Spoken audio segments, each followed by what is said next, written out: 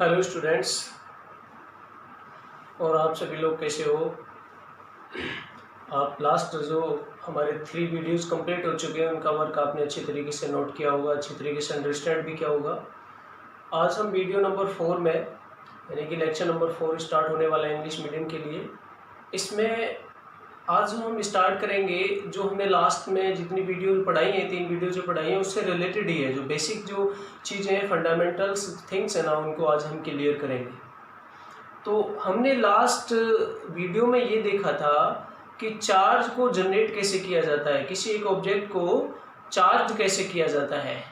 Okay, उसको किस तरीके से चार्ज, पॉजिटिव चार्ज आता है, किस तरीके से नेगेटिव चार्ज आता है। तो बेसिकली चीज़ क्या हो जाएगी, हम सभी जानते हैं। ये चीज़ आपको नोट नहीं करनी है, बस अंडरस्टैंड करनी है कि एवरी जो मैटर होता है, matter are composition of molecules are every molecules made by atoms.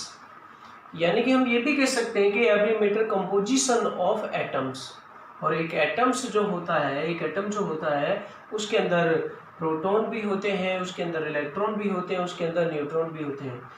Proton और न्यूट्रॉन होते हैं उसके न्यूक्लियस में, इनसाइड में होते हैं, और प्रोटॉन पर पॉजिटिव चार्ज होता है और न्यूट्रॉन पर कोई चार्ज नहीं होता, वो न्यूट्रल पार्टिकल होता है।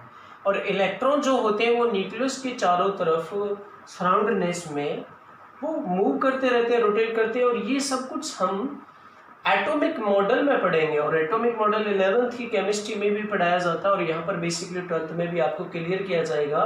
वो चैप्टर का नाम है एटम। उस एटम में सारा सब कुछ उसी के से रिलेटेड है कि एटम क्या है, एटॉमिक मॉडल कितने हैं, किस तरीके से अंडरस्टैंड करेंगे, क्या क्या थ्योरी थी, क्या क्या प्रिंसिपल थे, सभी के अलग अलग मॉडल्स के क्या क्या प्रिंसिपल थे, क्या क्या उनकी स्टोरीज थी, वो सब कुछ उस चैप्टर में हम पढ़ेंगे।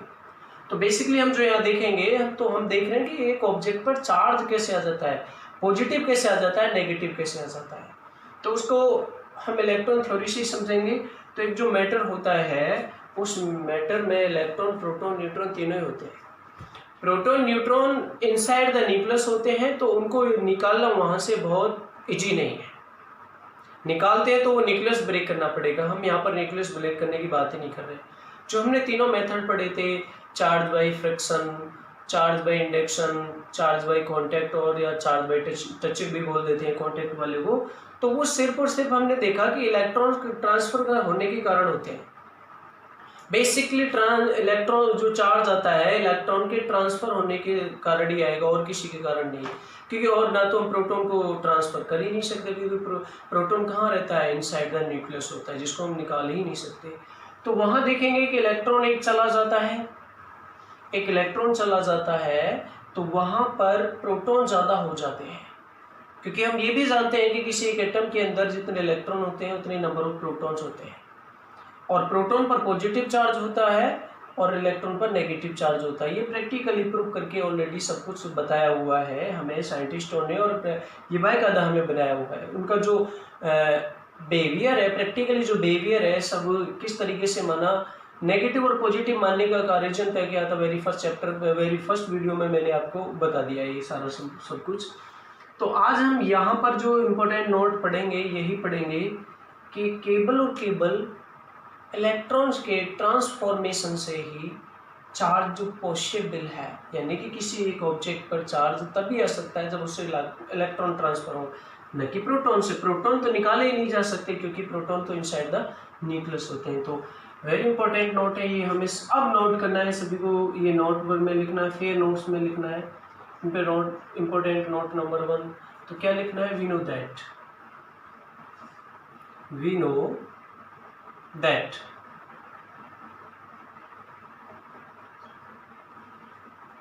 the charge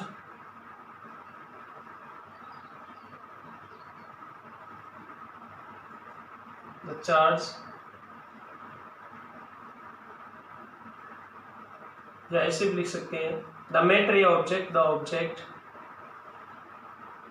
charge by the transferred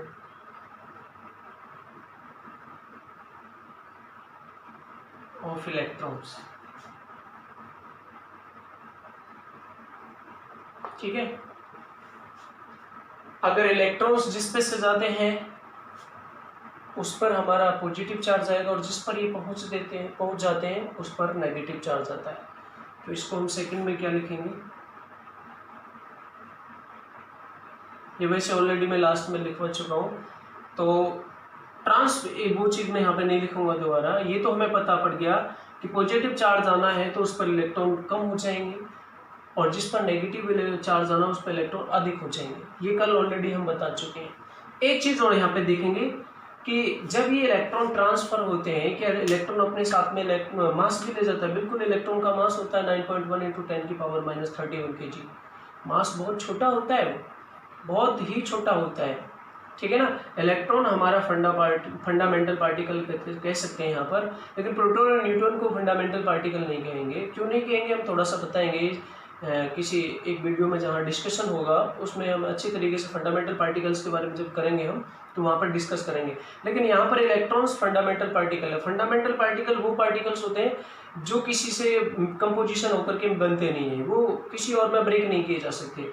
electrons का अभी तक ब्रेक नहीं हुआ है, हालांकि प्रोटॉन और जो न्यूट्रॉन होते हैं वो क्वार्क से मिलकर बने होते हैं। तो ये थोड़ा सा मैंने आपको बता दिया, बाकी और ज़्यादा चर्चा किसी वीडियो में करेंगे हम। तो ये जरूर है कि जब इलेक्ट्रॉन एक मैटर से दूसरे मैटर पे पहुंचता है तो जिससे जाएगा अपने साथ में उसका मास भी होता है, तो मास भी चेंज होगा।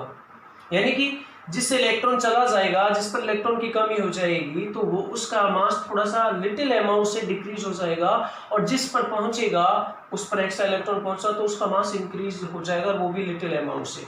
लेकिन ये जो मास होता है इतना छोटा होता है, इतना कम होता है कि इसको किसी इंस्ट्रूमेंट से मेजर नहीं कर सकते।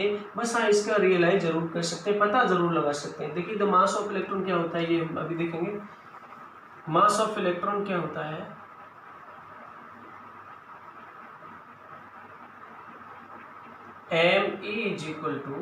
m मीन्स मास इलेक्ट्रॉन के लिए हो गया 9.1 × 10⁻³ kg। ओके, तो जब इलेक्ट्रॉन ट्रांसफर होते हैं, जिस पर इलेक्ट्रॉन की कमी हो जाती है वो पॉजिटिव चार्ज आता है, तो क्या हो जाएगा, द नेगेटिव ऑब्जेक्ट का जो मास है वो इंक्रीज हो जाएगा और पॉजिटिव चार्ज ऑब्जेक्ट है उसका मास डिक्रीज हो जाएगा। The mass of negative charge object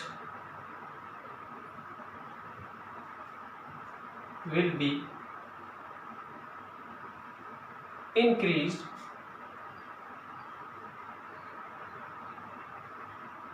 by little amount।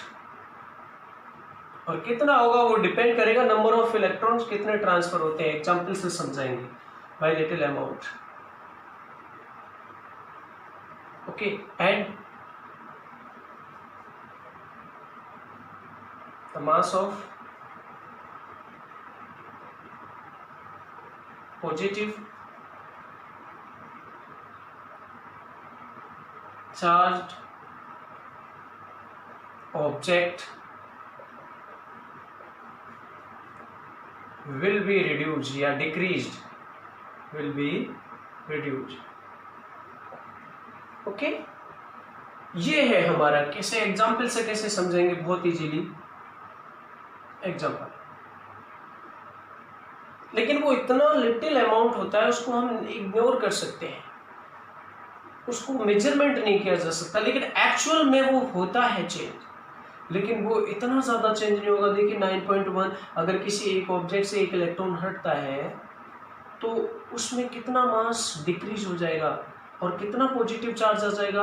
Positive charge एक इलेक्ट्रॉन के चार्ज के मास, और देखिए चार्ज और इलेक्ट्रॉन पे ऑलरेडी लिखवा चुका हूँ, 1.6 × 10⁻⁹ कूलम होता है, वो नेगेटिव होता है, तो वो नेगेटिव साइन लग जाता है उसकी। तो एग्जाम्पल मैं आपको बताता हूँ, एन ऑब्जेक्ट या मैटर कुछ भी हो, an object has negative charge equal to 9 electrons, then what will be the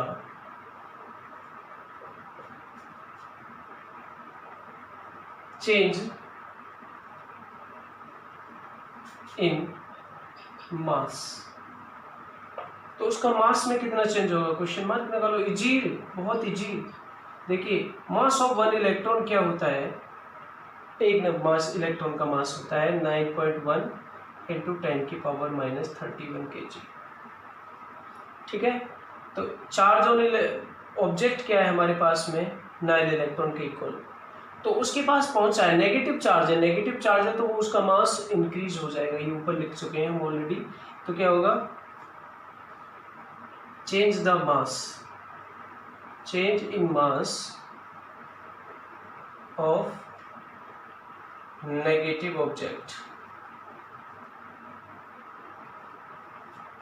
negative charge object कितना हो जाएगा इजीली।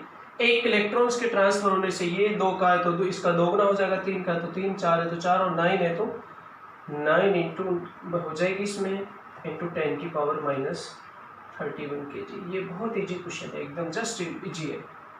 तो ये चीज़ आप नोट करोगे, वीडियो को पुश करके नोट करेंगे। नोट नंबर हमारा 3 क्या है, देखिए बहुत इजी। देखिए हम इस फर्स्ट नोट में ऑलरेडी देख चुके हैं, अच्छी तरीके से समझ चुके हैं क्या, कि केवल इलेक्ट्रॉन के ट्रांसफर होने से ऑब्जेक्ट चार्ज होता है। ठीक है ना, जब तक इलेक्ट्रॉन ट्रांसफर नहीं हो सकते तो उस पर कोई चार्ज भी नहीं आएगा, और जैसे ही चार्ज हो जाएगा तो उस पूरे प्रोसेस को हम क्या कह देते हैं, इलेक्ट्रोलाइजेशन। हिंदी में बोला जाता है उसको विद्युतीकरण। चार्ज हो गया तो ऑब्जेक्ट, जो पूरी प्रोसेस है ना, the process of charge an object is called the electrolisation. कि जो हमारे चार्ज करने की जो प्रोसेस है, और चार्ज कैसे होता है, सिर्फ और सिर्फ ध्यान रखना, इस चीज़ को माइंड में रखना है। ये बेसिक कॉन्सेप्ट चीज़ है कि सिर्फ और सिर्फ इलेक्ट्रॉन के ट्रांसफर से ही किसी ऑब्जेक्ट पर चार्ज आता है, चाहे वो फ्रिक्शन मेथड हो, चाहे आपका कॉन्टैक्ट मेथड हो, या फिर आपका इंडक्शन मेथड हो, किसी से भी हो, तीनों से भी। तो नोट नंबर आपका 3 क्या हो जाएगा, important note number 3, the process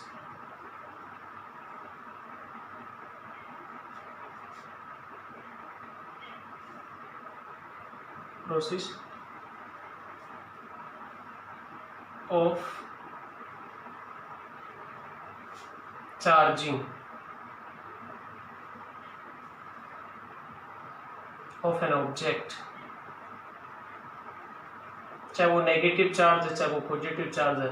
electron उससे निकाले हैं तो पॉजिटिव आ जाएगा, और किसी को इलेक्ट्रॉन दिए हैं तो वो नेगेटिव चार्ज हो जाएगा। Process of charging of an object is called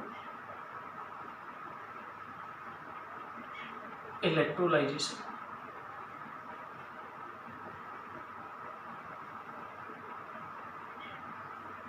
okay, बहुत इंपॉर्टेंट चीज है।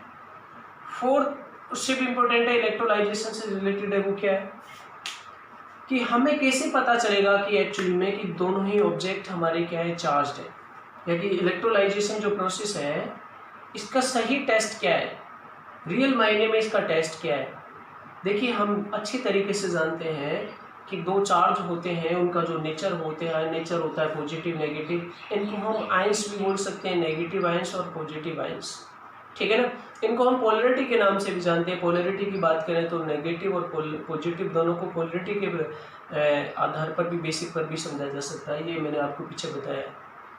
तो अब एक्चुअल में एक चीज़ देखिए, हमने क्या बता रहा हूँ कि इसकी जो इलेक्ट्रोलाइजेशन का रियल जो टेस्ट है वो है रिपल्सन, न कि अट्रैक्शन। क्यों? क्योंकि अट्रैक्शन तो एक चार्ज और दूसरे अनचार्ज ऑब्जेक्ट के बीच में भी हो सकता है। वो कैसे, जरा समझिए ध्यान से। देखिए अट्रैक्शन चार्ज ऑब्जेक्ट के बीच में भी हो सकता है, और एक चार्ज हो और दूसरा अनचार्ज हो, उनके बीच में भी हो सकता है बहुत इजीली।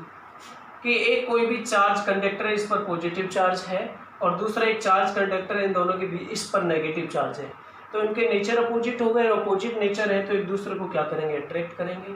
और अट्रैक्ट करने का मतलब ये समझ गए होगी कि अपोजिट नेचर है, फर्स्ट कंडीशन। सेकंड में क्या बता रहा हूँ कि एक ऑब्जेक्ट पर चाहे नेगेटिव है चाहे पॉजिटिव, उससे कोई लेना देना नहीं है, किसी भी नेचर का चार्ज हो आप पॉजिटिव मान लो। ये कंडक्टर है। कंडक्टर बेसिकली क्यों ले रहा हूं मैं हर जगह, क्योंकि कंडक्टर में का चार्ज इजीली एक प्लेस से दूसरे प्लेस तक मूव कर सकता है। वो फ्री इलेक्ट्रॉन्स होते हैं, वो इलेक्ट्रॉन्स इजीली सभी पॉसिबल डायरेक्शंस में रेंडमली मूव करते रहते हैं।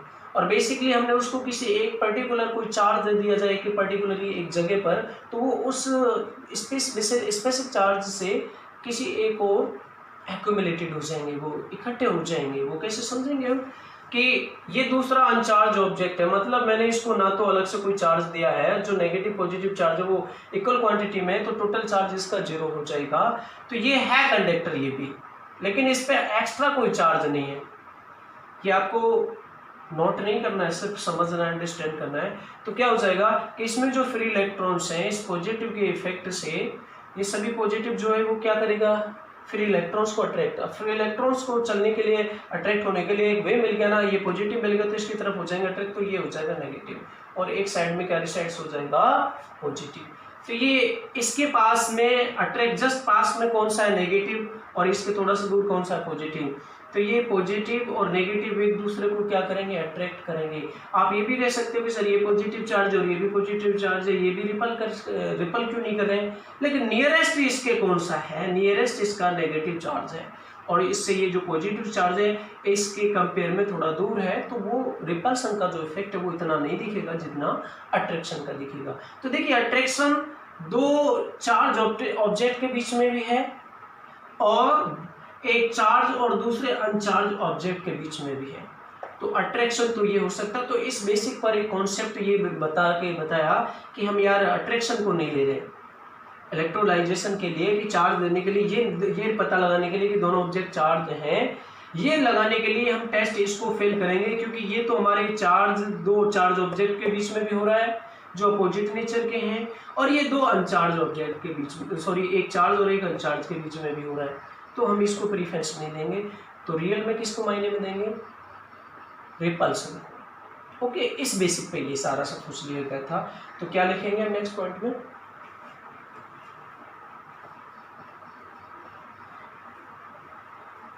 देखिए real test of electrolisation is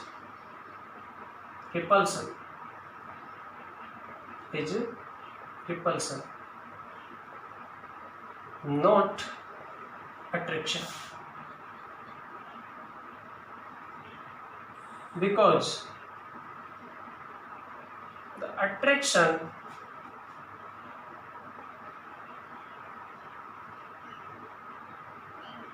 may be occur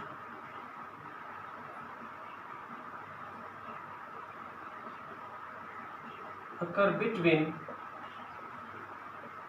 two charged object and one charge and one charge and one uncharged object।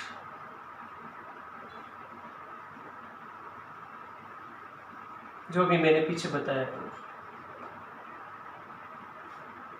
ठीक है ना, ये चीज़ हमें नोट करनी है बढ़िया तरीके से, इस चीज़ को हमें उतारना है, इसमें कोई प्रॉब्लम नहीं होनी चाहिए। ये हमारे आज के नोट थे। इसके बाद में हम बहुत ही इंपॉर्टेंट टॉपिक कराने वाले हैं जो आपको आगे बताने वाले हैं। ये नोट कर सकते हो वीडियो कुछ करके आप।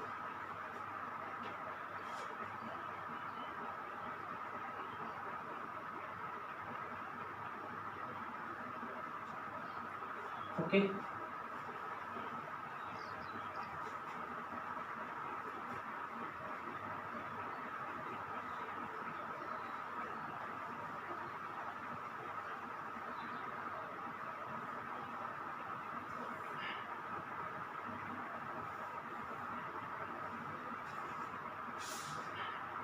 देखिए नेक्स्ट जो टॉपिक है बहुत ही इंपॉर्टेंट है। लेकिन उससे पहले एक चीज़ आप सभी लिखेंगे, नोट नंबर 5 करके लिख सकते हैं, mass of proton. Mass of proton MP से डिनोट किया जाएगा, वो कितना होता है 1.67 इंटू 10 की power -27 kg। Mass of neutron क्या होता है,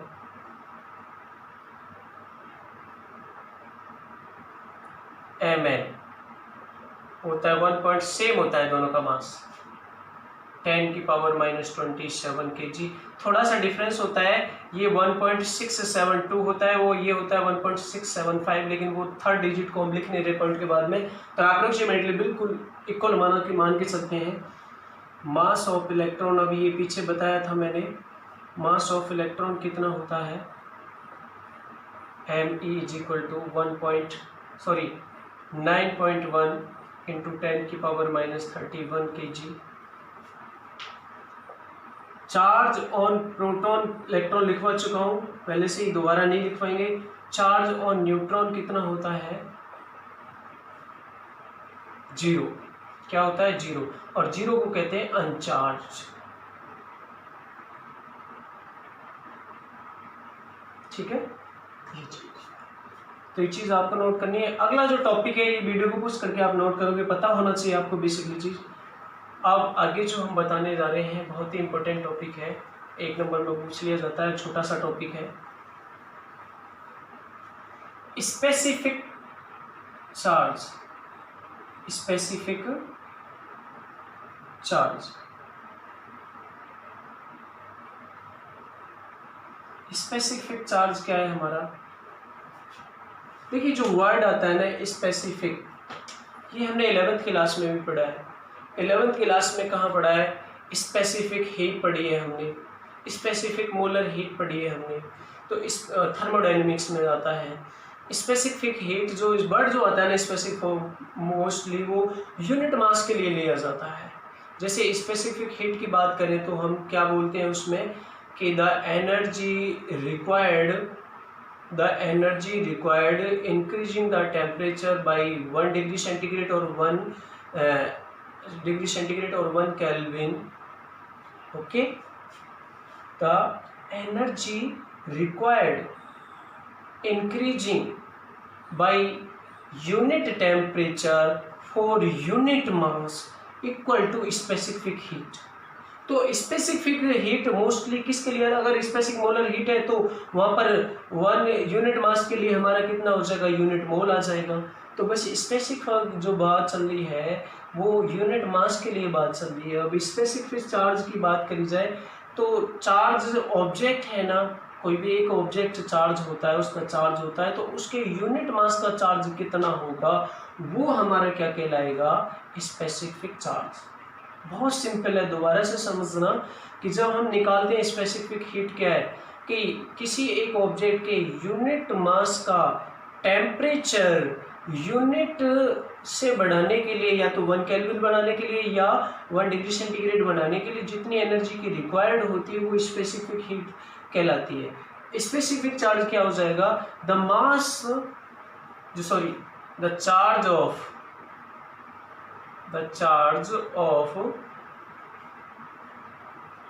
unit mass of charge object. अनचार्ज object की बात नहीं करेंगे, अब चार्ज होना चाहिए ऑब्जेक्ट इज कॉल्ड, जो स्पेसिफिक वर्ड है ना, ये ध्यान रखना, ये यूनिट मास के लिए मोस्टली प्रयोग किया जाता है। Object is called specific charge. Specific charge बहुत इजी है। तो लेट हम क्या मान के चलेंगे, लेट चार्ज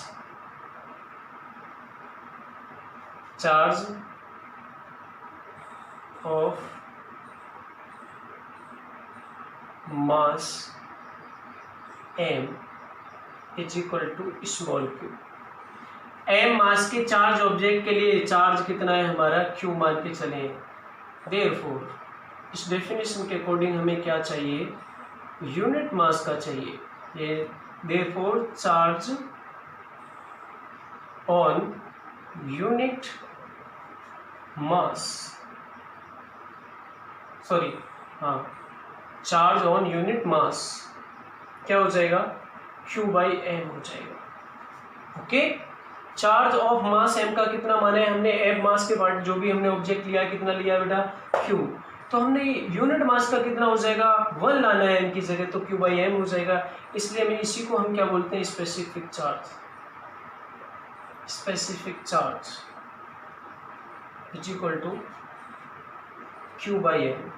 ये चीज हमें याद रखनी है, या सीधा सीधा इसलिए बोल सकते हैं हम the ratio of charge and mass of charge object. जिसका हम चार्ज ले रहे हैं वही उसी का मास होना चाहिए, ऐसा नहीं किसी दूसरे का होना चाहिए। अगर मैं स्पेसिफिक चार्ज ऑफ इलेक्ट्रॉन निकाले लगूं तो ये चार्ज किसका आ जाएगा, क्यों, इलेक्ट्रॉन का चार्ज आ जाएगा, और ये मास किसका आ जाएगा, इलेक्ट्रॉन का। अभी मैं बता दूं तो ऐसे भी बोला जा सकता है the ratio of charge and mass of charge object, वही उसी ऑब्जेक्ट का, is called the specific charge. Example की मैं बात करूं तो सबसे सिंपल स्पेसिफिक चार्ज ऑफ क्या हो जाएगा, स्पेसिफिक चार्ज ऑफ इलेक्ट्रॉन। तो बहुत सिंपल है इसका आंसर, क्या हो जाएगा इसका आंसर, फॉर्मूला यही लिखा जाएगा। तो कितना हो जाएगा, मास ऑन इलेक्ट्रॉन और मास, सॉरी चार्ज ऑन इलेक्ट्रॉन और upon mass of electron. Q कितना होता है, 1.6 इंटू 10 की पावर -19 कूलम। नेगेटिव नेचर का होता है तो नेगेटिव लगा देंगे, उसमें कोई प्रॉब्लम नहीं है, क्योंकि चार्ज की जो नेचर होती है दो तरह की होती है। माइनस ना लगाए तो भी चलेगा, क्योंकि हमें तो चार्ज की वैल्यू निकालनी है। तो ये क्या चीज़ हो जाएगी, 1.6 इंटू 10 की power -19 coulomb upon mass of electron 9.1 into 10 की पावर -31 kg। तो यहाँ से इसकी यूनिट कितनी होगी, कूलम पर kg, है ना। ये चीज़ आप नोट करोगे। इसका एक एग्जांपल बहुत शानदार और बताता हूँ मैं, छोटी छोटी चीज़ें, तो आप ये नोट करोगे वीडियो को पुश करके। यूनिट ऑफ स्पेसिफिक चार्ज क्या हो जाएगी, ये आप लिख सकते हैं, यहाँ से साफ साफ दिख रहा है। देखिए, यूनिट ऑफ स्पेसिफिक चार्ज, यहाँ से आ जाएगी बेटा क्यों, चार्ज की यूनिट कूलम और मास की यूनिट केजी, किलोग्राम। तो इसको कभी कभी ऐसे भी लिखा हुआ देख सकते हैं आप, केजी ऊपर चला जाएगा। डायमेंशन बहुत ईजी है, डायमेंशन में पूछ लिया जाता है, तो डायमेंशन भी हमें आनी चाहिए उसमें। ये तो बहुत ईजी है, तो इसको तो आप कर सकते हैं। क्या हो जाएगी, m-1 L1 T1। Okay, dimension of charge क्या होती है, सॉरी A1 T1, और डायमेंशन ऑफ मास क्या होती है m, और इसकी ये पावर -1 है तो ये -1 लग जाएगा। ओके, इजीली एक छोटा सा एक एग्जांपल कराते हैं हम।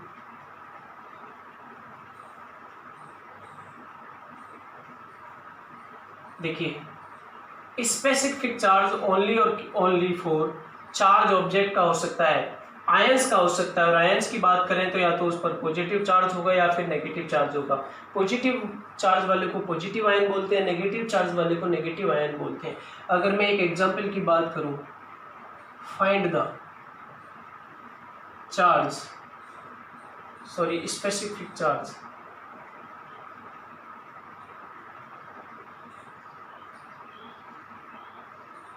specific charge of simply sodium atom,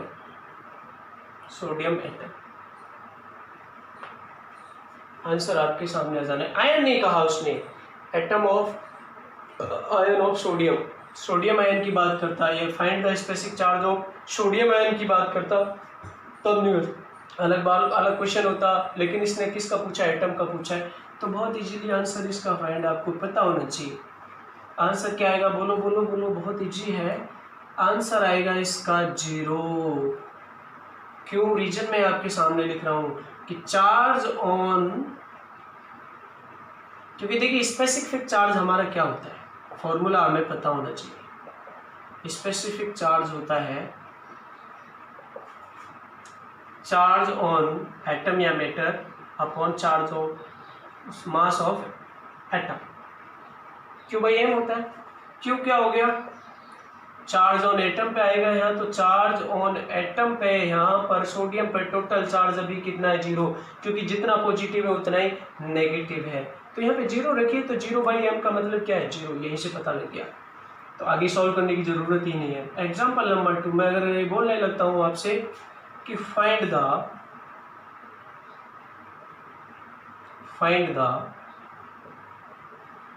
specific charge, calculate the specific charge of magnesium ion. तो मैग्नीशियम पर कितना चार्ज होता है, +2। ओके, तो क्या होगा, चार्ज और आंसर इसका सॉल्व करना बहुत इजी है, बहुत इजी है।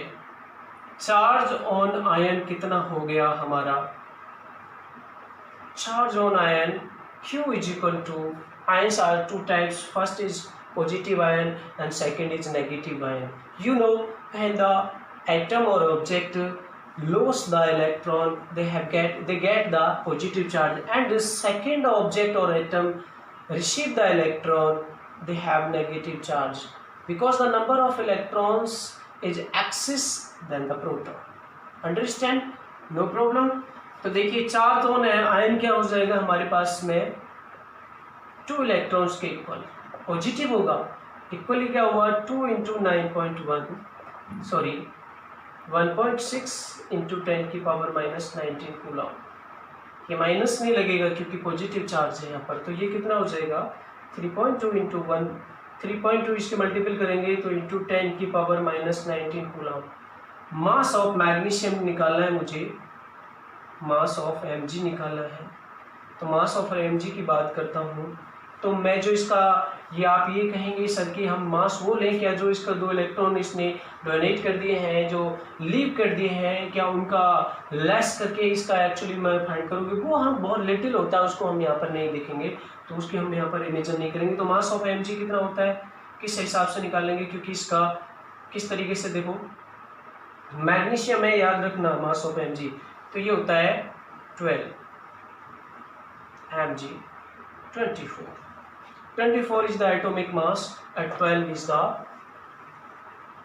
atomic number। तो इसका मास कितना हो जाएगा, बहुत इजीली है, तो m कितना हो जाएगा 24। मास ऑफ न्यूक्लियाई भी निकाल सकते हैं, ये एटॉमिक मास होता है, और एक मास इसमें न्यूट्रॉन और न्यूक्लियाई की बात कर रहा हूँ, तो न्यूक्लियाई का मैं कौन कौन रहते हैं, न्यूट्रॉन और प्रोटॉन रहते हैं। नंबर ऑफ न्यूट्रॉन्स इसमें कितने निकालेंगे, एटॉमिक मास में से एटॉमिक नंबर आप सब्ट्रैक्ट करिए, तो 24 - 12 कितना है, 12, और इसके अंदर प्रोटॉन्स कितने हैं, 12। तो नंबर ऑफ न्यूक्लियस कितने होंगे, नंबर ऑफ न्यूक्लियस की बात करूँ, प्रोटॉन प्लस न्यूट्रॉन, प्रोटॉन भी 12 हैं और न्यूट्रॉन्स भी 12 हैं, तो एक्चुअली में इसका जो मास आया वो कितना आया, 24 आया।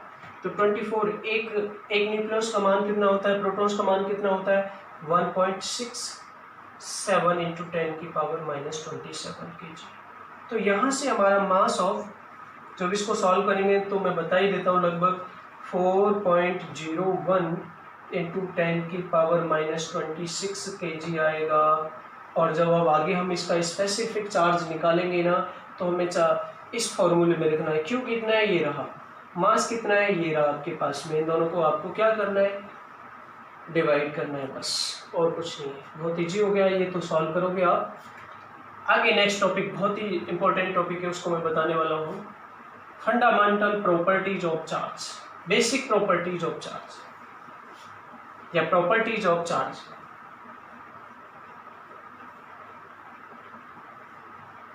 देखिए बहुत इजी और बहुत ही इंपॉर्टेंट,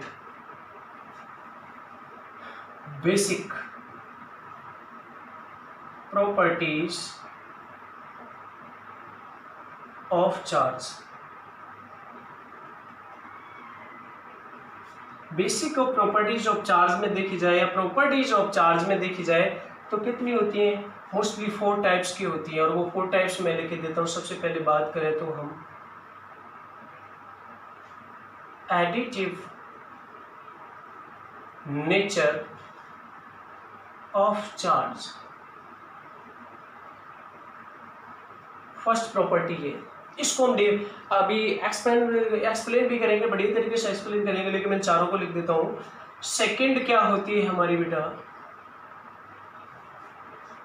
कंजर्वेशन ऑफ चार्ज, इसका मीनिंग मैं समझा दूं क्या। एडिटिव का मतलब जोड़, सम करना, कि चार्ज को हम जब जोड़ते हैं तो कौन सा नेचर फॉलो करता है। नेचर पर डिपेंड करता है कि चार्ज कैसी quantity, charge is the scalar quantity, और स्केलर क्वांटिटी इजीली अलजेब्रिक सम होता है। तो देखिए conservation of charge, conservation of charge second property, बहुत ही अच्छी चीज है। कंजर्वेशन का मतलब चार्ज कंजर्व रहता है, आप प्रूव करके बताना है हमें। Number third, invariance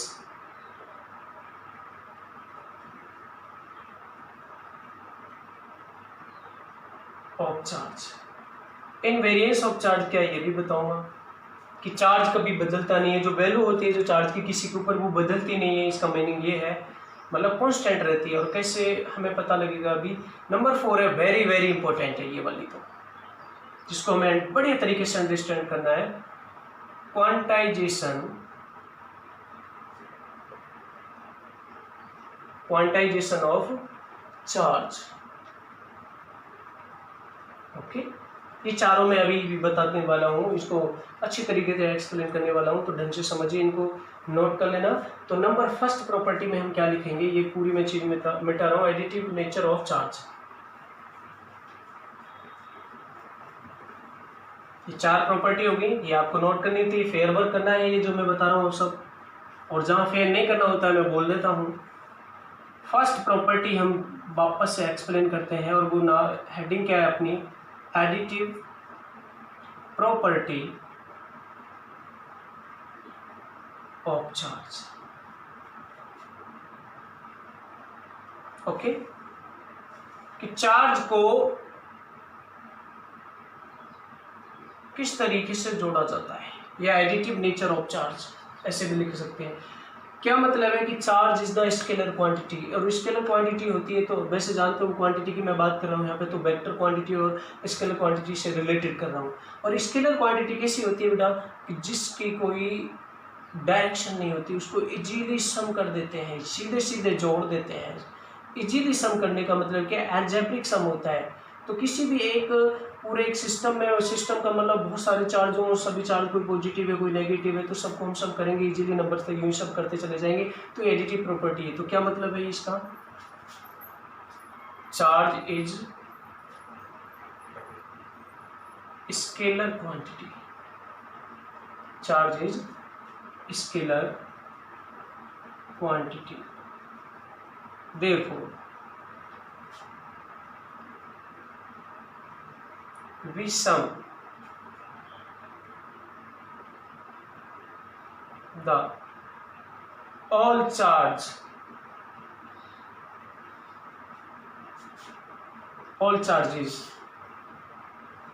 of any system.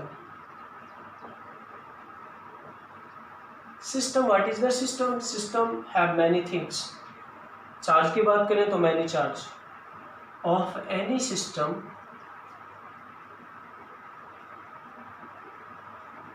by algebraic method.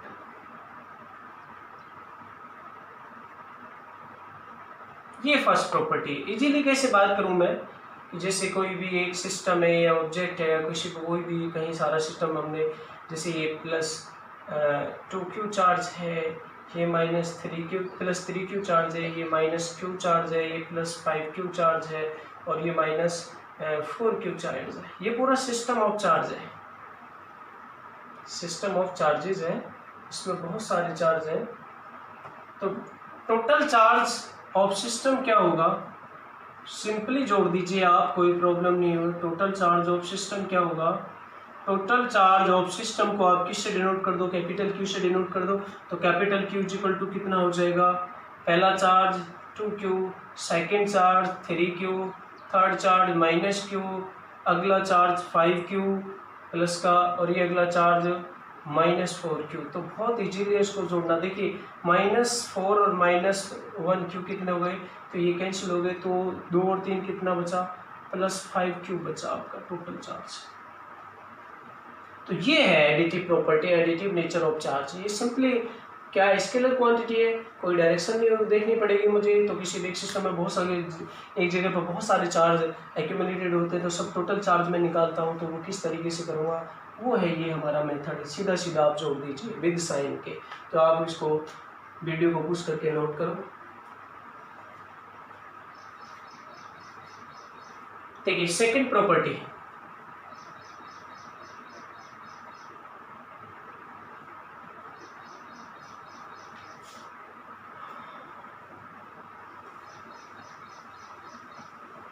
इसको बताने के बाद में बाकी जो 2 प्रॉपर्टी है नेक्स्ट वीडियो में कैरी करेंगे उनको, ये वीडियो बहुत ज़्यादा लेंथी हो जाएगा। सेकंड है हमारा कंजर्वेशन ऑफ चार्ज।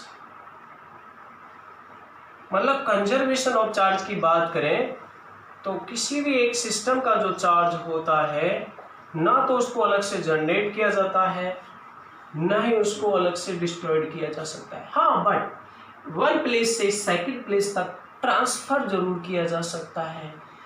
सिंपल, मैं बहुत अच्छी तरीके से समझा रहा हूँ। देखिए कि मैं एक अलग किसी एक सिस्टम में सोडियम और क्लोरीन है। अभी इसमें जितने नंबर ऑफ इलेक्ट्रॉन्स हैं उतने नंबर ऑफ प्रोटॉन्स हैं, तो जितना पॉजिटिव चार्ज है उतने नेगेटिव चार्ज है, तो टोटल चार्ज ऑल्सो 0। अब इसका भी टोटल चार्ज इसका इक्वल क्या है, 0। तो ये कंबाइंड होने से भी पहले आपके दोनों के टोटल चार्ज कितना आ रहा है, 0।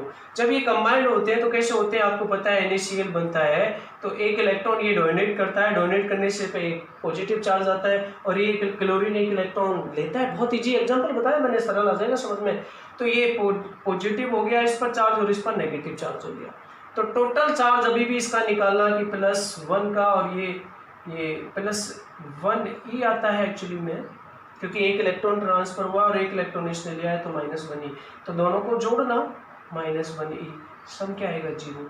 तो ये कॉम्बिनेशन का कंपोजिशन होने से पहले भी टोटल चार्ज 0 + 0 0 आता है, और आफ्टर द कंपोजिशन भी 0 आता है। तो ये इसका मतलब है कंजर्वेशन ऑफ चार्ज। हाँ, मैं अकेले पहले सोडियम की बात कर रहा हूँ, इसके कंपोजिशन होने से पहले अकेले सोडियम का चार्ज 0 है, बट यहाँ पर अकेले सोडियम का चार्ज 0 ना होकर के +1 है। क्यों? क्योंकि अकेले की बात कर रहा हूँ मैं, इंडिविजुअल की बात कर रहा हूँ, तो एक प्लेस से दूसरे प्लेस को ट्रांसलेशन हो गया। ये चीज मैंने ऑलरेडी बताई है। क्या? दोबारा ध्यान से सुनना। The conservation of charge, it means that the total charge of any system will be conserved or equal to 0. Okay, but the charge transferred from one place to another place, पर पूरे system का जो charge होता है वो क्या होता है, 0। अकॉर्डिंग टू दिस प्रॉपर्टी क्या हो जाएगा, बहुत सिंपल, बहुत सारी चीजें बताऊंगा मैं। According to this system, this property, the total charge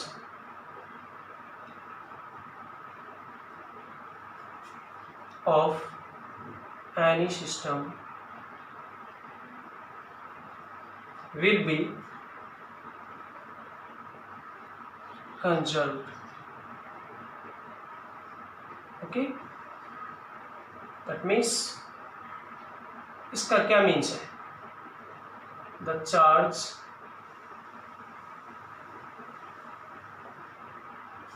not generate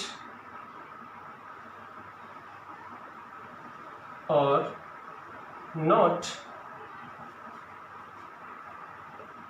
and not destroyed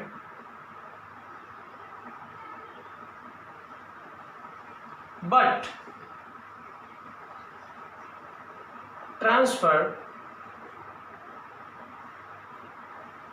from one place to the point place to another place। ये सिंपल मेथड है। इसका एग्जाम्पल से कैसे समझेंगे हम।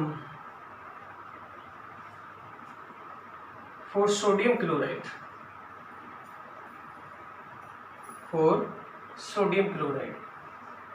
Before the composition, before the composition या before the compose, मिलने से पहले total charge on Na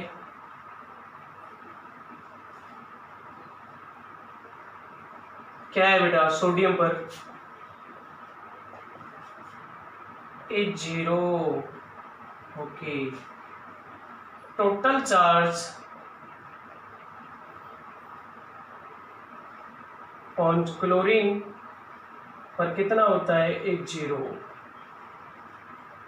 okay. वो charge of total charge of both या सिस्टम, दोनों का टोटल चार्ज अभी भी कितना है, 0 + 0 2 0, ओके। आफ्टर द कंपोजिशन कितना हो जाएगा, ये मैं ऊपर रब करके लिखूंगा, ये वीडियो पुश करके आप नोट करना। देखिए, after the composition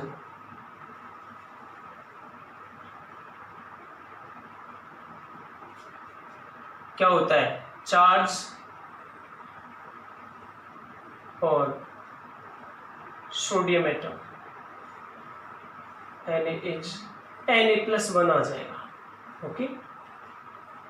and charge on chlorine HCl-1 हो जाएगा। टोटल चार्ज कितना हो जाएगा, अब